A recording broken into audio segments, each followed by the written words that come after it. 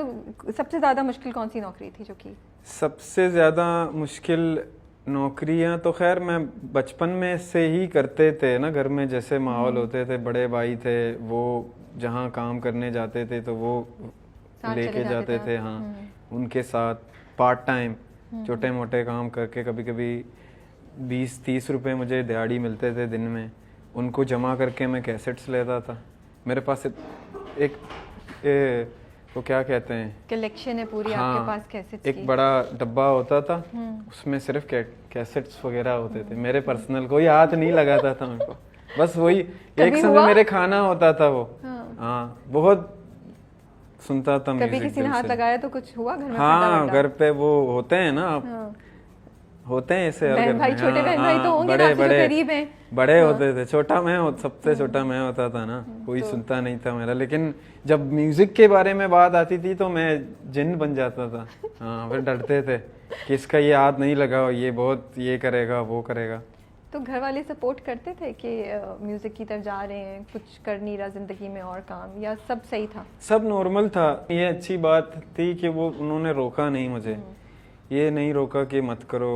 मैं हमेशा अपने दुनिया में मस्त रहता था, कहीं गा रहा हूँ, कहीं पता नहीं कहाँ गा रहा हूँ, कहीं कौन सी जगह पे मैं गा रहा हूँ, कहीं कहाँ नज़र आ रहा हूँ। सबसे ज़्यादा नौकरी मुश्किल ये लगी कि वो घर बनाते हैं ना, वो मजदूरी वाला काम, वो हम क्या ईंट क्या कहते हैं उसको, ईंट और सीमेंट होता है, हाँ वो सीमेंट के साथ, हाँ वो उठा के।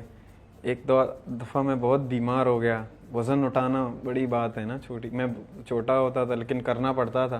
तो इसी तरह मुझे म्यूज़िक के कुछ चीज़ वगैरह लेने होते थे या सुनना होता था। सुनने को पहले कैसेट्स वगैरह लेने पड़ते थे, फिर सीडी का दौर आया, वो थोड़ा महंगा था, फिर उसके लिए भी ये काम शाम 1-1.5 महीने तक काम, फिर काम ये वो। फिर जब गिटार तक मैं पहुंचा उस वक्त फिर मैं यहाँ वहाँ जहाँ भी मैं प्ले करता था, और मैं आंख बंद करके प्ले करता हूँ ना, मेरी आदत है।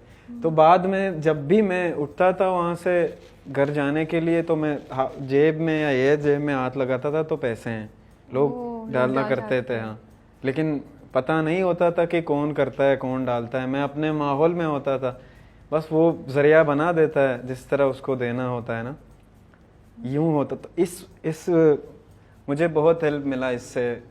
फिर मैंने एक अच्छा उससे थोड़ा अच्छा गिटार सदर एक शॉप है वहाँ से ख़रीदा, वो भी फिर थोड़ा ऐसा नहीं था कि मज़ा आया लेकिन काम चल गया। तो ये ख्याल कैसे आया कि मैं कहीं भी बैठ के बस बजाना शुरू कर दूं? और क्या गाते थे आप? मैं असल में ख्याल ये नहीं आया, ये हो गया जब मैंने पहली बार कब हुआ था? जब मैंने सीखा दोस्तों के सामने मैं बस गाता रहा। पहले तो कुछ दोस्त ऐसे होते थे जो हमारे एरिया में, वो तो डेली मुझे डिमोटिवेट करते थे, ये क्या है तुम ये सीख रहे हो, हंसते थे मुझ पर, ये वो फलाना टिमकाना, तो मैं नहीं सुनता था। और कुछ ऐसे भी दोस्त होते थे जो मुझे सपोर्ट करते थे, नहीं कहते थे कि आप करो बस अच्छा लग रहा है करो, अच्छा है करो, हालांकि आता मुझे कुछ नहीं था।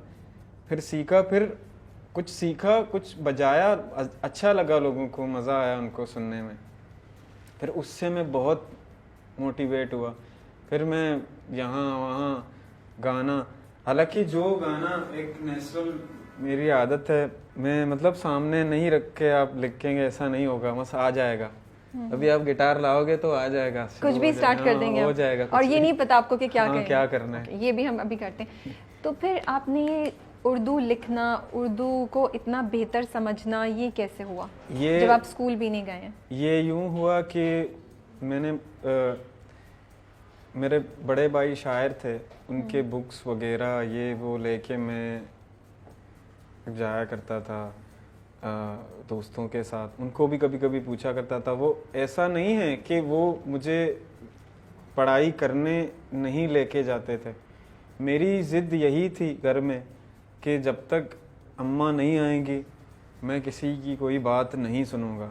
लाडले थे आप? हाँ मैं उनके बगैर नहीं होता था, लेकिन वक्त ने सारा कर दिया। फिर ये ज़रा हो गया यहाँ से, फिर मैं अपने अना में आ गया था कि मैं नहीं चाहूँगा, नहीं करूँगा कुछ भी, लेकिन जुनून था कि पढ़ना है, लिखना है। शेर व शायरी का तो बचपन से मैं वो था कि भाई शायरी अच्छा लगता था। मेरे बड़े भाई कहते बोलते थे तो अच्छा, कभी कभी समझ, आप उनसे उठा लेते थे जब वो बोलते थे? बिल्कुल बिल्कुल डीपली जगजीत सिंह के गजल सुनता था मैं बचपन में, तो वहाँ से चीजें पिक कर लेते थे। हाँ। लेकिन आप ये भी बताते ना कि जो दोस्त स्कूल जाते थे आप उनसे भी सीख लेते थे। उनको वो अक्सर कहते भी थे कि हम आपको लेके जाएंगे चुपके चुपके से क्लास में, आपको जो है ना बिठा देंगे। हाँ, वो यूनिफॉर्म पहना के बिठा देंगे। मैं डरता था, मैं बोला नहीं नहीं मार पड़ेगी, नहीं आऊँगा। मार से वैसे भी डर लगता था ना, तो नहीं आऊँगा, आप समझा दो। फिर छुट्टी मुट्टी वाले दिन हम बैठते थे, वो इज्जी कराते थे, ऐसे ऐसे ऐसे ऐसे, इसी तरह बहुत जोर लगा के उर्दू में। उर्दू इंग्लिश का तो मतलब वो टाइपिंग का तो मैं एक्सपर्ट हो गए थे। हाँ, समझ गया, वो इतना मुश्किल नहीं था। और कुछ सीखना है तो बचपन से मैं यही था, अगर कुछ करना है, कुछ सीखना है, वो तो हो जाता था, वो हो ही जाता है। किसी को कुछ अगर करना होता है, हाँ, ये मैंने नोट किया है। तो मतलब आप कह रहे हैं, बिकॉज कैफी मुझे बताया था कैमरा कि फ़ोन पे मैसेजेस का ट्रेंड था, तो ये मैसेज जब करते थे वहाँ से भी बहुत सी लैंग्वेज उन्होंने पिक की, इंग्लिश और उर्दू की हिज्जे वगैरह। तो मैट स्कूल पे आते हैं अब हम, उसका पता चला आपको, वहाँ गए आप? वहाँ मुझे किसी दोस्त ने बताया कि ऐसा ऐसा है, फ्री में गिटार सिखा रहे हैं, सर आमिर ज़की का सुना है? मैंने बोला हाँ सुना है, वो तो बहुत बड़े। वहाँ मिले थे आपको आमिर ज़की? जी, मैंने बोला वो तो बहुत बड़े गिटारिस्ट हैं, मैं उनका फ़ैन हूँ। ये बोला हाँ वो सिखा रहे हैं। मुझे यकीन नहीं आया, मैंने कहा ये बस बोल रहा है ऐसे ही। भाई तुम चलो ऑडिशन है। मैंने कहा नहीं छोड़ो, पैसे वैसे नहीं है मेरे पास, वो बहुत पैसे लेंगे। नहीं आप चलो, लेके गया मुझे। मैं गया थोड़ा वहाँ मैड स्कूल में। एक तो मैं बहुत नर्वस था उस वक्त, सर आमिर ज़की नहीं थे, तो जो ऑडिशन तक एक दूसरे सर थे, सर फराज रिजवी, वो थे, वो भी बहुत अच्छे सर थे हमारे। उन्होंने ऑडिशन लिया, मुझे कुछ एक आध कोड्स आते थे, मैंने गाना स्टार्ट किया तो उनको अच्छा लगा कि ये गा भी रहा है। तो हालांकि 2-3 महीने गुजर चुके थे उस कोर्स के।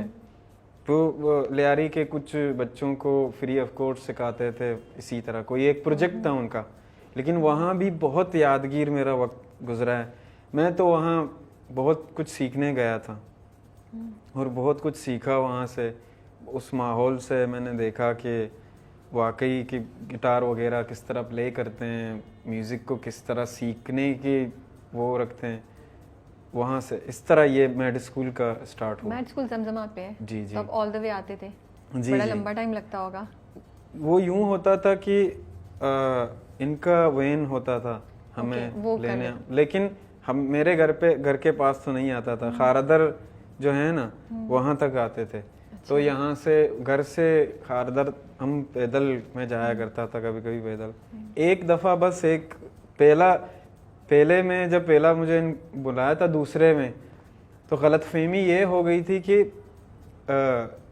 मैं समझा था 2 बजे गाड़ी निकलेगी, मैं लेट हो गया था, ये गलतफहमी हो गई थी। मैं गाड़ी निकल चुकी थी और मुझे फिर फ़ोन आया कि आपको तो आना है, आपका एक छोटा सा परफॉर्मेंस है, आप सेलेक्ट हो चुके हैं, आपको लोग सुनने आ रहे हैं, ये वो, आप अभी से ये वो। ऐसा हुआ। मैंने बोला अभी तो जाना है। मैंने फ़ोन किया, संडे का दिन था, फ़ोन किया कुछ दोस्तों को, दोस्त घूमने गए हुए हैं सारे। ऊपर से जल्दी में मैं निकला। अक्सर मैं निकलता हूँ, मुझे कुछ पैसों की ज़रूरत नहीं होती थी, मतलब हो जाता था, कोई वो नहीं होता था, खाना शाना मिल जाता था, ये काफ़ी होता था, बाकी कुछ नहीं चाहिए था ज़िंदगी से। वो मिल रहा है खाना वगैरह, ये होता था। तो किराया वगैरह नहीं था मेरे पास।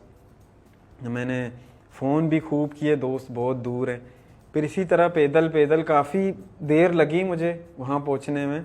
मैं पहुँचा भी एक अस्तालत में। हाँ, एक मैंने रिस्क लिया था बस ये। कितनी देर लगी आपको पहुँचने में? मुझे 1.5 घंटे, 1 घंटा 40 मिनट शायद, ऐसे ही कुछ लगा। मैं बहुत स्पीड में ये वो, इतना अगर हम मतलब देखना चाहें इतना तो दूर नहीं है।